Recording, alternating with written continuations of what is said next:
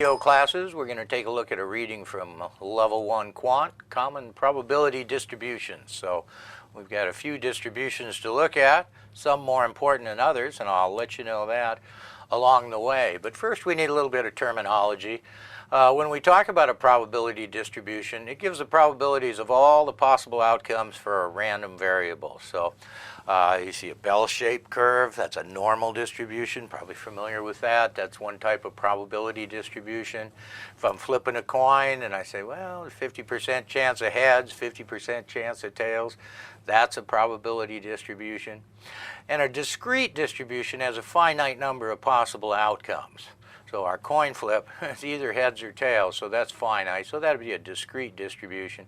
A continuous distribution has an infinite number of possible outcomes. And I've got a couple examples to bring those points home here on the next slide, I think. Yeah, if we talk about the number of days next week that it's going to rain, that's a discrete random variable. There's 8 possible outcomes if you count 0 days of rain. So those are the possible outcomes. That's a discrete random variable. It's got a finite countable number of possible outcomes.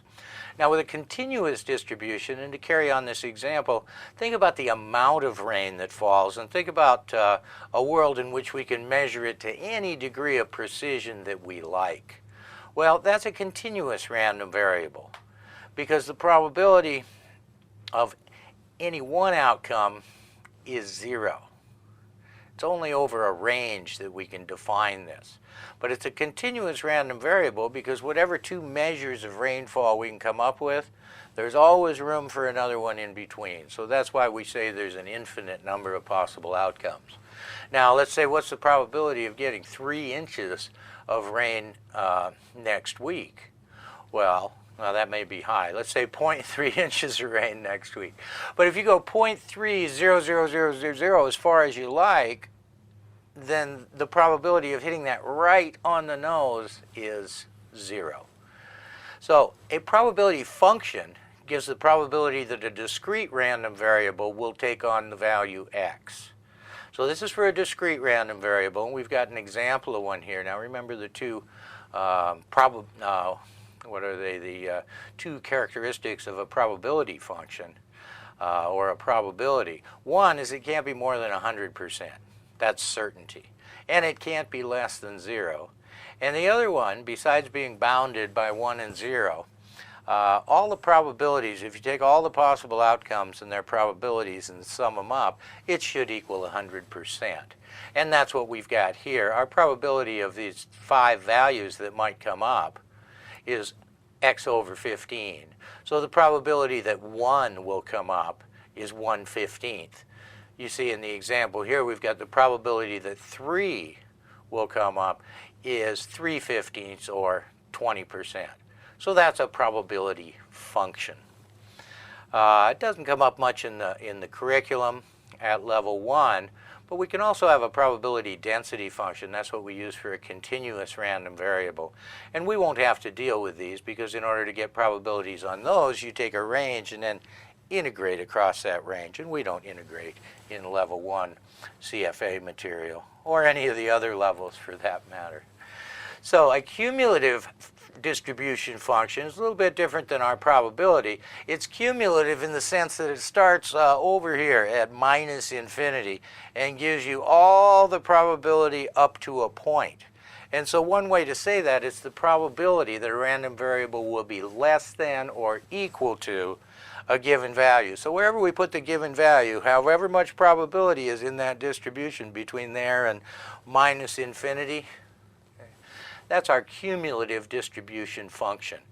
Now, if we looked at the probability function we had in the previous slide, x over 15, and we said f of 3, well, that's the cumulative distribution function for the value 3. So it's less than or equal to 3. So we want the probability that 1 can occur, 2 can occur, and 3 can occur.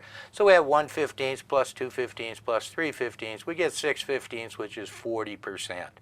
So whereas we did the probability of 3 was 3/15 or 20%, the cumulative probability function for 3 and this discrete probability distribution is 40%. This distribution, there's one thing about this cumulative distribution function and the way we can use it here. And we'll illustrate this in an example. Say we're looking at the percentage ROE for a firm, and that's X, that's our random variable. And it's defined over the range minus 20 to plus 30, so clearly we've got it in percent. And then we say, well, the CDF, the cumulative distribution function, capital F of X, is X plus 20 over 50. And here we're asked, what's the probability that the ROE will be positive and less than or equal to 15%? So if we've got some distribution, and I'm not saying this is the distribution we have, but we can draw one like this and say, well, here is 0, and here is 15. So what we're after is that probability right there in the problem. And so our solution technique is going to be to use this cumulative distribution function and get the probability, the cumulative probability all the way up to 15. And then we're going to get the cumulative probability all the way up to 0.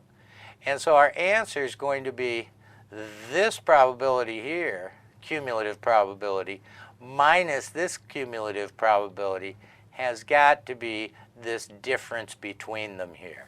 So let me clear this off and show you what we do with the numbers and the function that we've got here. Okay, so we want the probability that 0 is less than equal to X is less than 15. We didn't put less than or equal to here. We could have, but remember, with a continuous distribution, the probability of any single number is 0. So the less than or equal to becomes less important than it was for our discrete distribution example. So we want to take f of 15, that cumulative distribution function for 15, minus the cumulative distribution function for 0. So first we plug in 15 to the formula values and get 35 over 50, or 70%. And then we plug in 0 and get 20 over 50, or 40%. So 40% of our outcomes are going to be negative, less than or equal to 0. And then just take that difference and find out that in that range that I drew, such that I drew,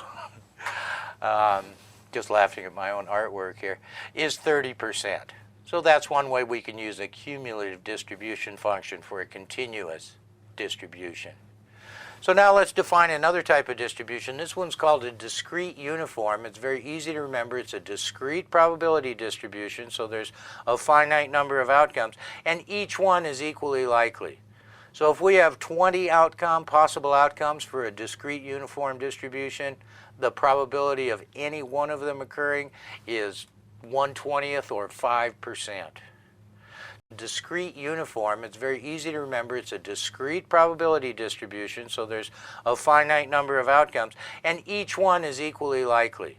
So if we have 20 possible outcomes for a discrete uniform distribution, the probability of any one of them occurring is 1/20th or 5%. So if we take an example and say, well, the probability of X is 0.2 for X equals 1, 2, 3, 4, 5. Well, that works out because 20% times 5 is 100%. And now we can easily calculate our cumulative distribution, f of 3. Remember, that's less than or equal to 3 with a discrete probability distribution. So we've got the probabilities of, get my pen over here, my magic pen, 1, 2, and 3. So that's just 3/5. 3 out of 5, and clearly 60%, or 3 times the probability of each one. So the uniform just tells you it's flat. The probability of each one is the same. They're all equal. Okay, let's get to a little more complex distribution here, and that's our binomial distribution.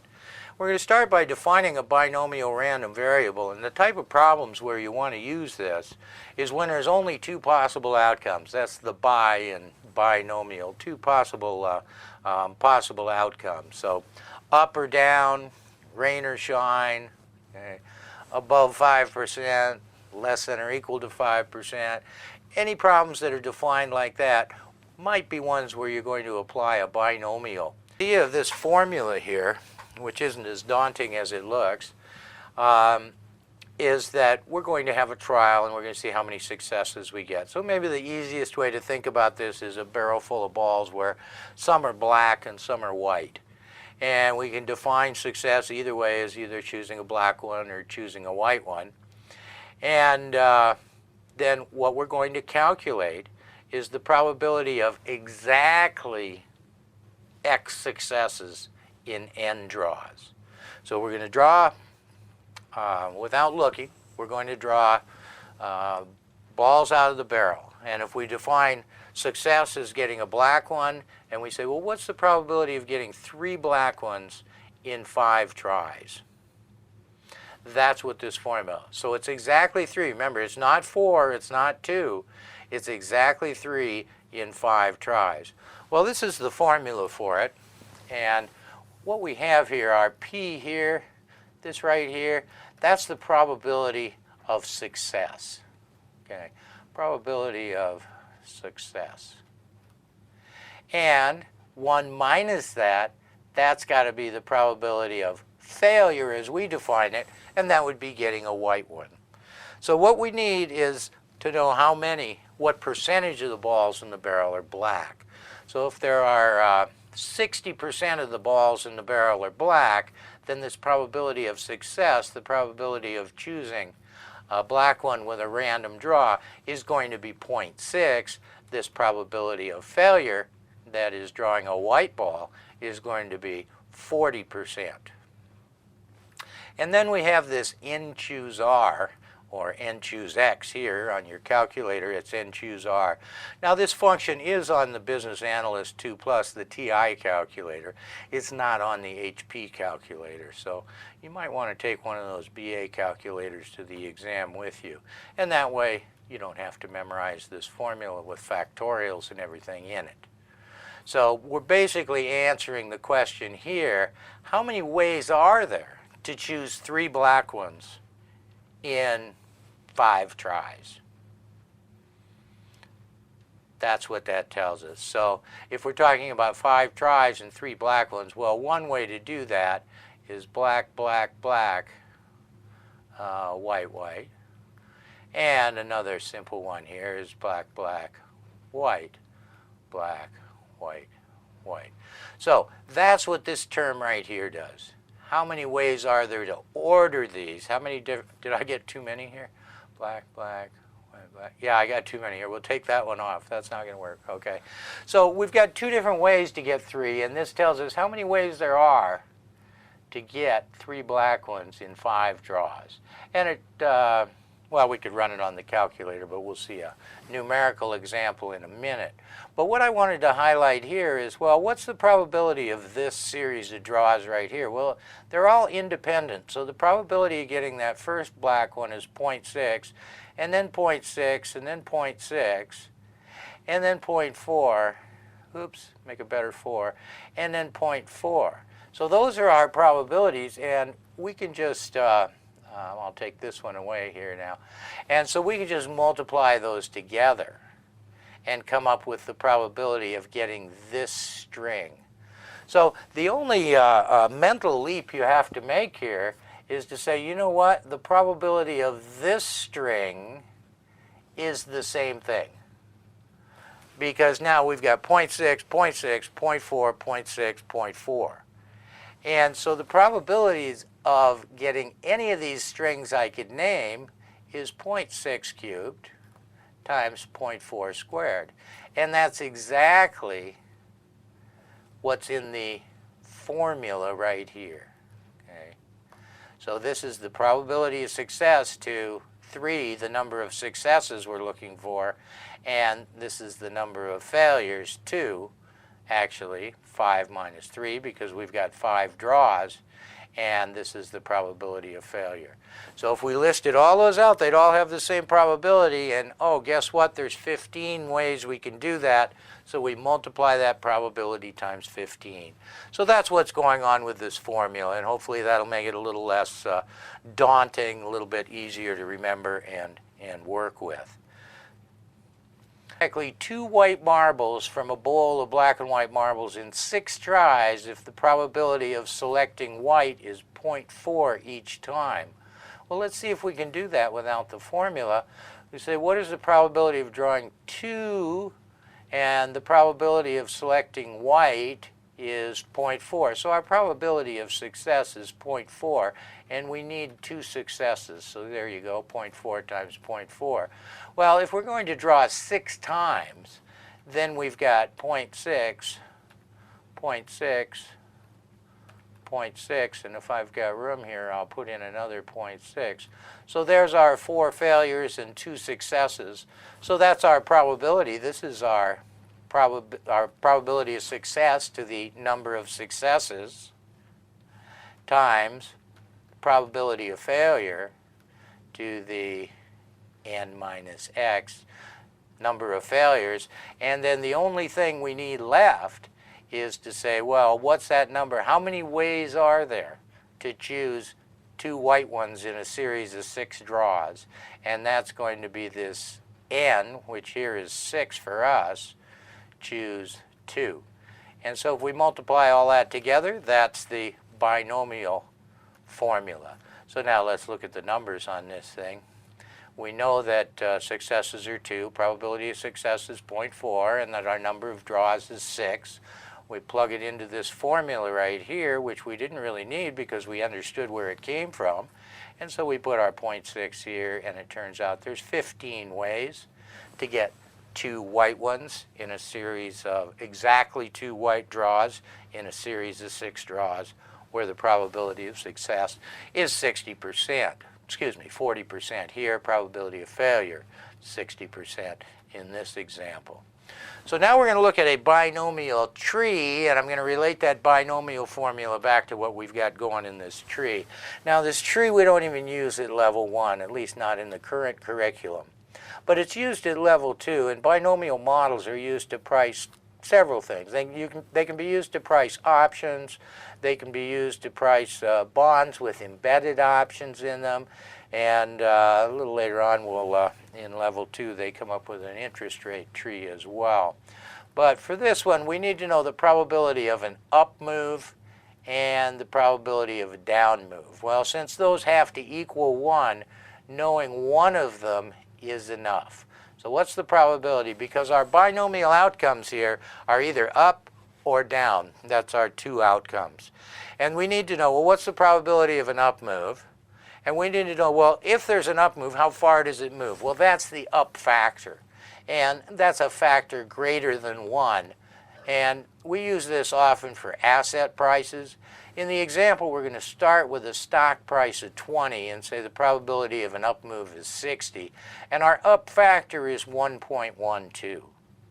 Now, our excuse me, our down factor is just going to be the reciprocal of that, 1 over 1.12. And one thing that does is if we have an up move, multiply by 1.12, and then we have a down move, divide by 1.12, we're right back where we started. So that's why we use the up and down factors that way. So if we know the up factor, we can calculate the down factor. If we know the up probability, we can calculate the down probability, or vice versa. So let's take a look at our tree here. We've got a starting stock price of 20. Probability of an up move is 60. The size of our up move, or our up move factor, excuse me, is 1.112. And so we've got 3 possible outcomes. Okay? We've got up, up. And what's the probability of 2 up moves and 2 draws? Well, that's actually our binomial probability. It's very simple here because we're just talking about a 2-period binomial model, but the probability of 2 up moves is just 0.6 times 0.6, so that's 36%. The probability of 2 down moves is clearly 40% times 40%, okay? DN for down. And so that gives us a 16% down there. Now the probability of a down and then an up is 0.4 times 0.6, that's 24%. But remember, there's 2 ways to get there. A down move, both get us there. So our 0.4 times 0.6 are 24%. We need to double that. And that is also an example of the binomial formula. That's actually the probability of getting exactly one up move in 2 trials. It's also the probability of getting one down move in 2 trials. So you might want to fool with that formula and convince yourself of that. So to draw this binomial tree, then we just need to put some prices in, because an up move takes us up 12% and another up move takes us up 12% again. Or we can divide by that 1.12 twice if we have 2 down moves, and the stock price goes to $15.94. And this one in the middle, well, as I said before, an up move followed by a down move gets you right back where you started. So there's our 3 possible outcomes and their probabilities, assuming that this stock is following a binomial model. Well, you're thinking to yourself, how likely is that you could do it like this? Well, the thing with a binomial tree is we can add more and more and more nodes or time periods, moves up or down. And as we shorten those periods and increase the frequency of these up and down moves, of course we scale back the percentages, but it really gets close to a normal distribution as these periods between up moves and down moves get smaller and smaller and smaller. Of course, then instead of 3 possible outcomes, you have 3,000. And so that models it a little bit more closely. And certainly you'd need the binomial formula to type into Excel at that point. You couldn't just multiply these out in your head like we did here. So make sure for a binomial tree, if you're given the probability of an up move and the size of an up move and the beginning price, that you can calculate all the probabilities out here from that information, plus the prices at every node, just from those 3 pieces of information. And if you can do that, you're in good shape. Okay, what's tracking error? This is just a definition that kind of falls at us out of nowhere right in the middle of quant. Tracking error is the total return on the portfolio minus the total return on the benchmark portfolio or the index. So if I'm managing a portfolio and the idea of the portfolio is to match the returns on the S&P 500, if that's my mandate, then the tracking error is how far I miss that. So in this example, if we had a stock portfolio with a return of 4% and we were supposed to be tracking the S&P 500, running like an index fund, tracking an index fund, our tracking error here is minus 3%. Okay, we had the discrete uniform distribution. Now we've got a continuous uniform distribution. And that one's not too bad either, because let me draw something. I know my drawing is not wonderful, but it may help. Think of this box that we draw as 100%. And we've got a variable that's defined, a random variable, 2 to 10. Okay? So 2 to 10, that's 8 wide.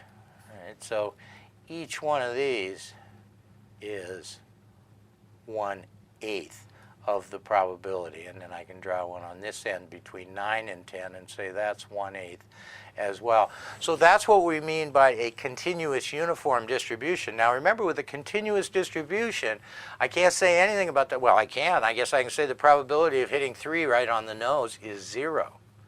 But we can talk about the intervals. What is the probability of being between 2 and 3? Well, it's 1/8. It's 0.125. It's 12.5%. And if we say, well, what's the probability of being between 2 and 7? Well, 3, 4, 5, 6. So how wide are we? 2 to 7. We're 5 wide out of 8. So that probability there, that whole thing, including this piece down here, so this whole thing is going to be 5/8. And it's just that straightforward. So let me clear this up and show you the numerical examples here. The probability of x is less than 2, 0. It's outside. Well, that's 2 wide, and the whole range is 8 wide. So we've got 2 over 8, and that's 25%. So that's a continuous uniform distribution. Now let's get to a distribution we're going to use quite a bit more than we're going to use those, and that's the normal distribution. Normal distribution, that's your typical bell curve that they used to show you in grade school to show you were above the mean or below the mean or at the mean or whatever. So it's completely described by its mean and variance. And when we talk about the characteristics of a distribution, the first thing, the first moment, as they call it in statistics, is the mean. And that's where is it centered? Where's the center of this distribution? And what's its variance? How spread out is it around that mean? Now, in terms of its symmetry, okay, that is, well, how symmetric it is symmetric. It's a symmetric distribution. If you folded the distribution in half, it would just meet up and match up. So we say its skewness is 0. It's neither positively nor negatively skewed. Kurtosis is a shape measure. It measures the peakedness of a distribution and the fatness of the tails. And for the normal distribution, that kurtosis is 3.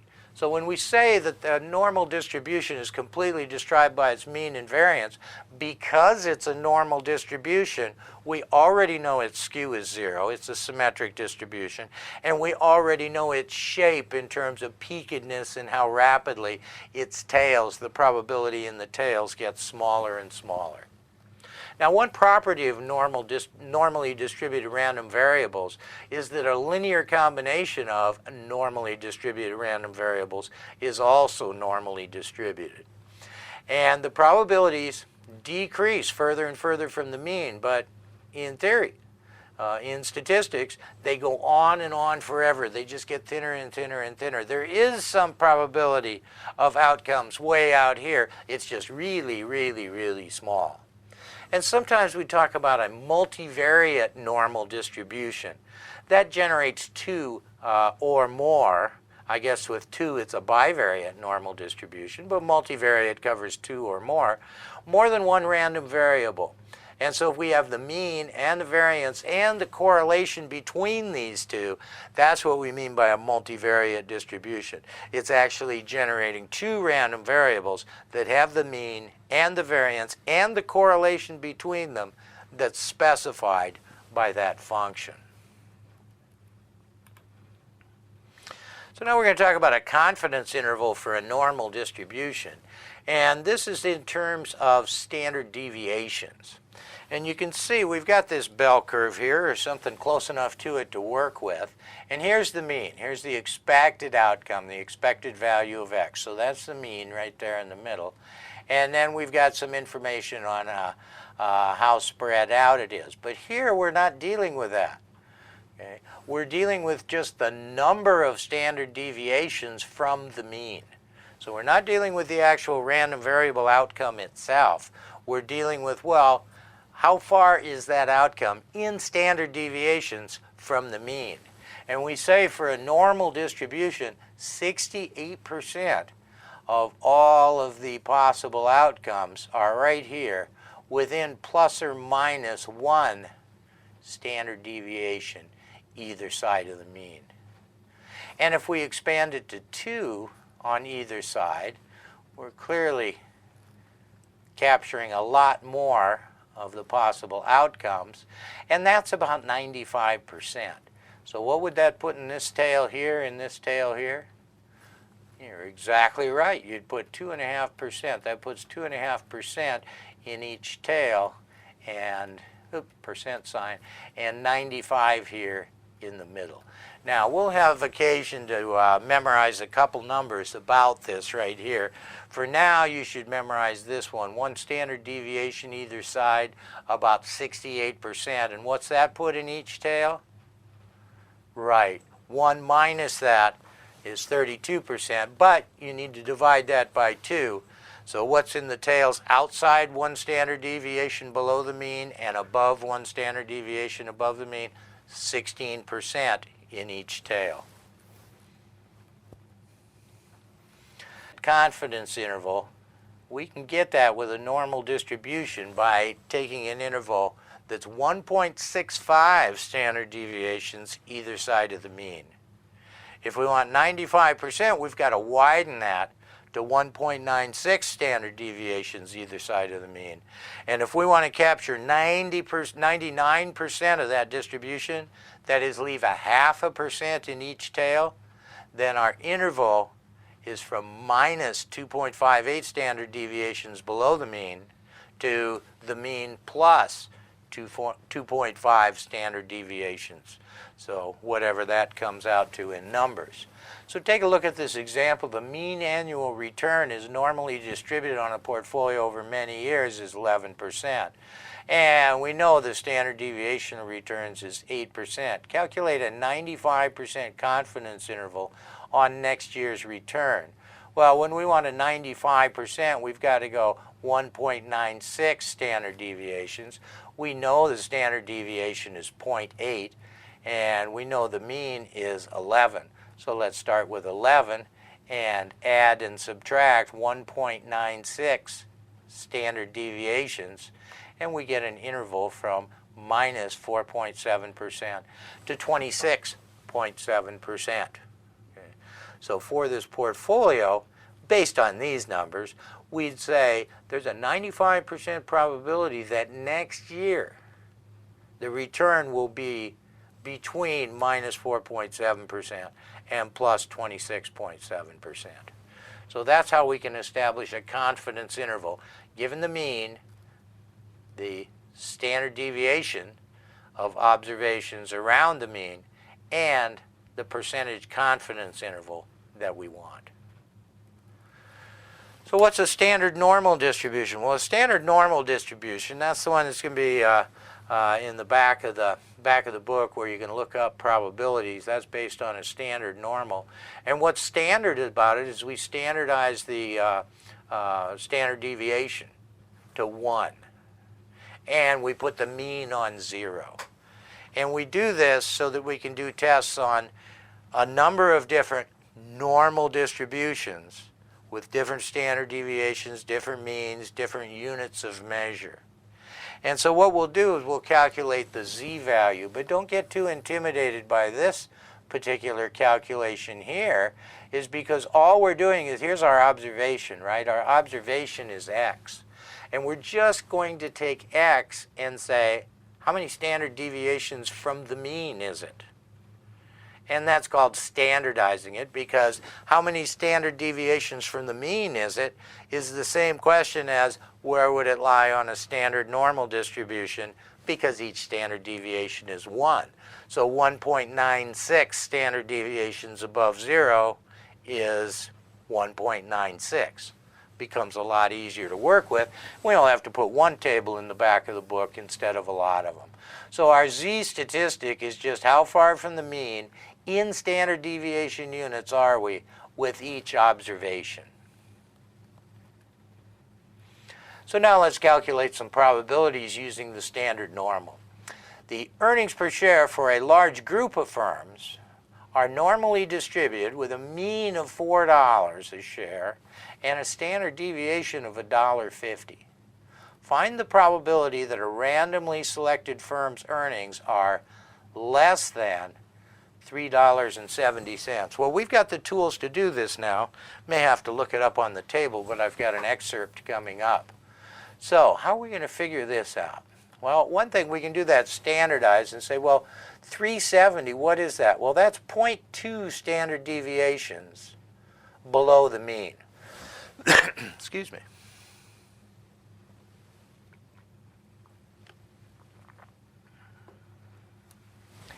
And so we want to find out, what's the question? The probability the randomly selected firm's earnings are less than that. So if we're drawing a picture here, here's our mean. And again, sorry about the artwork, but that's it for me. Okay, so there's our mean 4, and we've got our number 3.7, let's say, 370, and we're asked to find the probability out here. Negative z table, And if we looked up the value on the negative z table for minus 0.2, we'd find out the probability of being less than that. Because remember, what's that table we're looking at?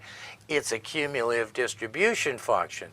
So the value for minus 0.2 is all the probability from negative infinity up to minus 0.2. And then we're also going to show that with a symmetric distribution, if I go out here, let's see, 30 cents, $4.30, that is 0.2 standard deviations above the mean. If I looked that up on the table, I would get all of this area here, right, from the cumulative distribution table. And if I took 1 minus that, I'd find this tail, which is the same thing I'd find on the negative tail, because it's symmetric. So the probability of being less than minus 0.2 standard deviations below the mean, or getting a value more than plus 0.2 standard deviations above the mean, are exactly the same thing. And that's what we'll show in the numbers for the rest of the example. So we're 0.2 standard deviations below the mean. So now we can go to a z-table. This is a positive z-table. I don't know which you might be given if you have to solve a problem like this. But now we go to 2.0, where they cross, and we come up with 57.93. That's the probability of getting a value below, less than or equal to 0.2 standard deviations above the mean. So what do we have to do with that? Well, we just have to take 1 minus that, and we can come up with 4207. Now, had you looked it up on a negative z-value table, then 2 and 0 would have had that in the box right there. And how do you know which is which? Well, 50% is the dividing line, right? That's 0 standard deviations from the mean. So for negative, we should be less than 50%. For positive, we should be more than 50%. So that should help you keep that straight. So here's that picture I tried to draw before, except done better. Okay? If we had a negative z-table, we'd look up minus 0.2 and find out that's the probability, less than or equal to that. Or we could look it up on a positive z-table and get that value we found, which was 57.93, and take 1 minus. I think it was 57.93. Let's pretend it is for our purposes here. Okay, 0.5793. And that's also going to give you this value right here. So that's how we can use these probabilities from the tables. Now let's talk about some applications in finance. One is shortfall risk. Shortfall risk is a probability. It's the probability that a portfolio return or value, we can do it in return percent or we can do it in dollars or euros or whatever, will be below a target return or value. And what do we use this for? Well, we can compare portfolios. When one portfolio has a higher expected return but more risk, how do we compare it to a portfolio that has lower expected return but also lower risk, which is a good thing? Well, we can look at their shortfall risk relative to a particular return value, let's say. So we could say, well, 0. We're really concerned about negative returns. We want to choose the portfolio with the smallest probability of giving returns below 0, of giving negative returns over the next period.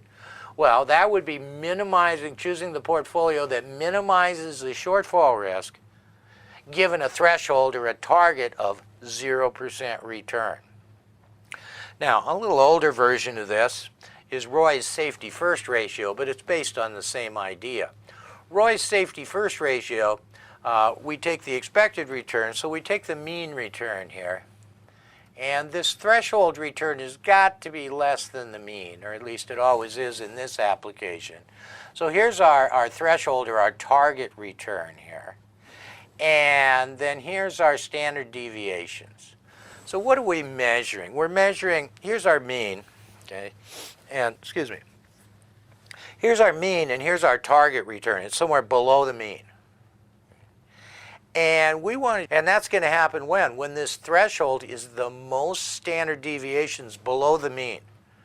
The more standard deviations below the mean we are, the less probability out in that negative tail. Now you might remember the Sharpe ratio. If you look at this and we say our threshold rate of return is the risk-free rate of return, then the safety first ratio is the same as the Sharpe ratio. Okay? And again, remember, we like a low shortfall risk, but we like high Sharpe ratios, and we like high safety first ratios because that safety first ratio is expressed as a positive number. It's the number of standard deviations below the mean this benchmark or threshold or target return is, expressed as a positive number. So we like a high safety first ratio, we like a high Sharpe ratio, but we like low shortfall risk because that's the probability of returns below a particular value. Now, just to highlight that, let's take a look at an example. We've got two portfolios here, A and B, and A has an expected return that's lower than B's, but it also has less risk. And so how are we going to decide between them? Well, we had one measure earlier in quant. You had the coefficient of variation, and that's one way to do it, but here we'll do it with a safety first ratio. And we're going to put our target return as 5%. So using 5% and choosing the portfolio with the higher safety first ratio means we've chosen the portfolio that has a lower probability of returns below 5%. Well, it turns out the safety first ratio for portfolio A is 0.83, and for B it's 0.52, and we like the higher one. And I just put this on to bring this full circle to illustrate this point. This and, that's the cumulative normal distribution function. That's what we were reading off the table. And the probability, the cumulative probability up to negative safety first ratio, so the probability of being more than 0.83 standard deviations below the expected or mean return of 15% is 20%. So the probability of being less, of getting a return below 5% is 20% with portfolio A. With portfolio B, that 5% mark is less standard deviations below the mean. It's only 0.52. That leaves more in the tail. The probability of getting returns less than 5% with portfolio B is 30%. Or 30.15 if we're going to be real precise about it. Okay, next we want to take a look at a log normal distribution. This is fairly straightforward. There's only one reason you need to know it. We use it to model asset prices sometimes, or price relatives. Price relatives is what we multiply a price by. So if something goes up 5%, the price relative is 1.05. We multiply by that. Okay? But we can't use a normal distribution for asset prices or returns because returns are bounded. They can't be more than minus 100%, at least if we're talking about a fully paid for asset without derivatives or leverage or something like that. And especially if we talk about stock prices. Stock prices don't go below zero. They do go to zero, unfortunately, but they never go below zero. They never send you a bill for owning a stock. They can tell you your stock is worthless, but you can't get a bill for their mismanagement after the fact. So they're bounded by zero. So why do we call it a log normal? Well, if X is normally distributed, right, bell curve, positive, negative, infinite tails, then this mathematical e to the x is distributed log normally. And here's what it looks like right here. It starts from zero and then goes up and then tails out. So the reason we like to use that log normal distribution, because it's bounded by zeros and we can model asset prices as following a log normal distribution. And how do you get the values? You just pick x from a normal distribution and take e to the x and just keep doing that, and that will give you a log normally distributed random variable. Okay, continuous compounding, another one of our quantitative tricks here. Remember back when we started talking about time value of money, we said, well, the more frequent the compounding period rate of 8%, why the effective rate was higher with quarterly compounding and higher than that with monthly compounding. We could talk about weekly compounding. We could talk about daily compounding. Well, the limit of that whole process, as these compounding periods get shorter and shorter and shorter, is continuous compounding. So we're given an annual stated rate, but then we want to know what's the effective rate with continuous compounding. So that's what we're up to here. So the equivalent annual yield with continuous compounding is e to the interest rate minus 1. So that's our effective, I guess I said equivalent. I think effective annual yield or effective annual rate is what we're after here. So looking at that example, for a 1-year holding period, our return is stated at 8%. But with continuous compounding, what's our effective annual rate or effective annual yield?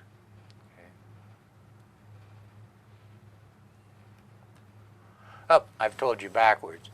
I'm sorry, we're starting with a 1-year holding period return of 8%. So the question is, what is the stated rate that with continuous compounding would result in an effective annual yield of 8%? So I think we'll do it the other way next. But this time, we're given the effective rate. So if you look here, if we take the log of 1 plus that holding period return, we're going to get the continuously compounded rate. So that's as easy as 1 plus 8%.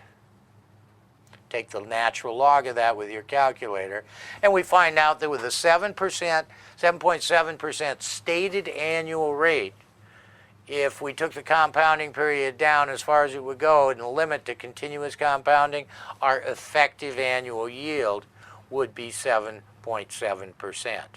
And also, notice that if we started with a value of $100 and we ended the 1-year period with $108, we can just go right there and put end, if I can write end over beginning value, take the natural log of that, and come up with the stated annual rate, assuming continuous compounding would turn $100 into $108 in 1 year.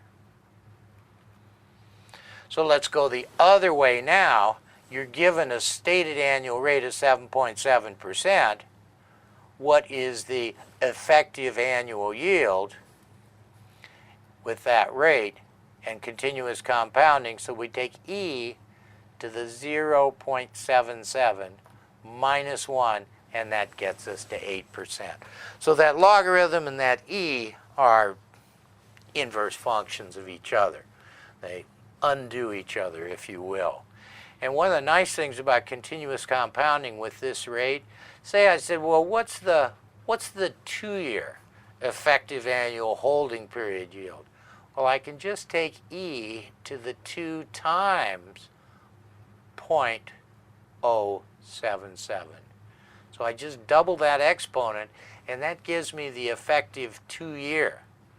And so in that way, it's a little bit easier to work with in doing compounding problems than trying to compound for 2 periods with a discrete annual rate. So let's look at a couple more problems here. Make sure you get this down because it's not difficult, and we want you to be able to do it if it comes up on the exam.